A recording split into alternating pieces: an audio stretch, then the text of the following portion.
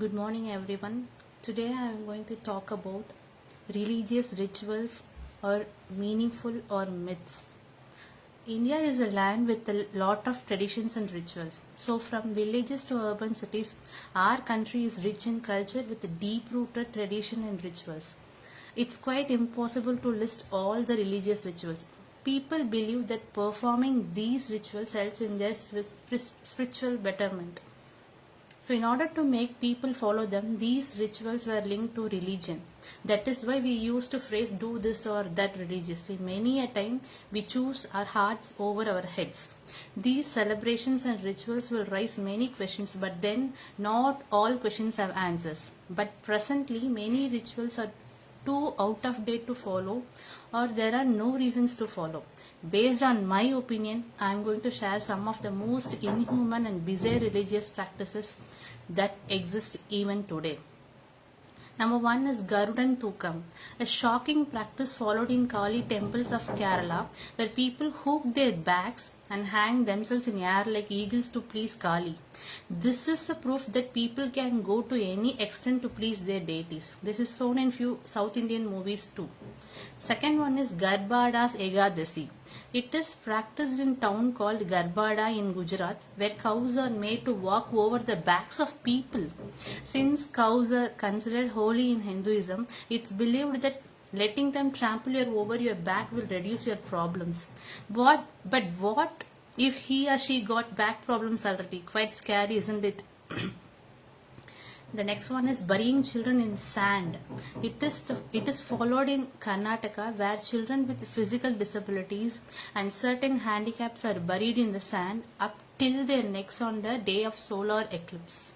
The children are placed inside the pit from any time between an hour to 6 hours. This so-called treatment is said to cure the children of all their disabilities. The next thing is baby dunked in boiling water. The inhuman ritual carried out in Bijapur, Karnataka, where 3 months old babies are dunked in boiling hot water and lifted immediately. The ritual is to thank deities and the priest for blessing the home with the child. But instead of dunking it to boiling water, why can't they celebrate the birth of a child without causing it any burns on its skin, so that the God is really pleased that they are taking good care of his gift? Next one is tossing babies in the air. You might have seen adults tossing infants in the air playfully to make the kids laugh. But what if they don't catch them back? The idea of this act makes our body shiver, right? Well, this practice of dropping a baby from over 50 feet in a sheet held by men is followed in some regions of the country. People believe that doing this will bring good health, prosperity, and good luck to the baby.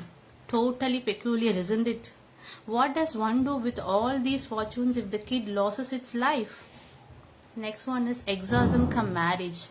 It is followed in some remote Indian villages, where marrying to odd creatures and objects seems to be the solution for getting rid of a ghost. According to them, a girl born with facial deformities is most likely to be possessed with a ghost and has an ill fate. Therefore, she is made to marry an animal to exhaust herself of the evils. Once this is done, she is free to marry a boy. So no divorce from the animal is required, right? The next one is Timidi. Most of us might have watched people walking on fire in movies to please God and receive what he or she desires for. One such celebration is Timidi. It is a festival of walking barefooted on hot firewood or charcoal to honor Hindu goddess Draupadi Amman. This festival is celebrated in various parts of the country in different forms and names. And if you thought these devotees can walk swiftly or run, then you are totally wrong. In order to make the goddesses happy, the devotees have to walk through the pit really slow. The next one is Kayak, a best example showing that religious practice can often take a painful turn. This is a tradition followed in Jainism, where the believers of this religion pluck their own hair until they get completely bald. The wounds are later healed from a special remedy made out of cow dung. Next one is cannibalism, the Aghoris. Aghoris are the followers of Lord Shiva, often referred to as the god of death and destruction. They believe that everything nature provides can be consumed. They feast on human flesh, drink from skulls, and live among dead. From eating flesh to conjuring black magic, they do it all. So hope one day the following these practices blindly will come to an end. So the rituals may have been made with good intentions, but blindly following it without knowing the reason is not justified. So most of them are highly discriminatory against lower caste, poor, less privileged, and up to some extent women. So some cause pain and stress to the person too. You are free to follow whatever faith, religion, ritual, etc. you want, but please don't take away others' freedom using yours.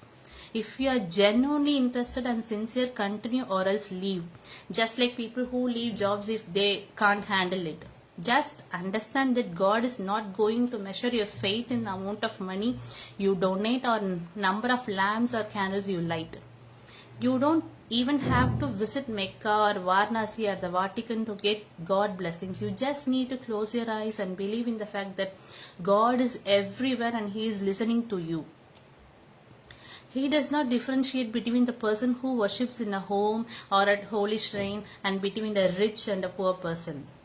So, the rituals in the modern era are now just a business. People are spending lot of money in doing rituals. If you have the money, you are the best nowadays. A lot of rituals have now lost their relevance and now just counterproductive. Do practice rituals if you believe in them at home or with family. You don't have to spend a big amount. The effect is the same. If you want to spend money on the welfare of society, do charity, build a school or hospital. Thank you.